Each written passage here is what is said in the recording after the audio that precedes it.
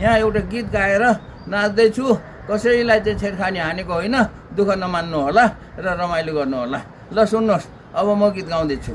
एउटा मान्छेको भोटले कति फरक पर्दछ चुनावमा, एउटा मान्छेको घमण्डले कति फरक पर्दछ चुनावमा, एउटा मान्छेको तितो मुखले कति फरक पर्दछ मतदानमा, एउटा मान्छेको मिठो मुखले कति फरक पर्दछ चुनावमा।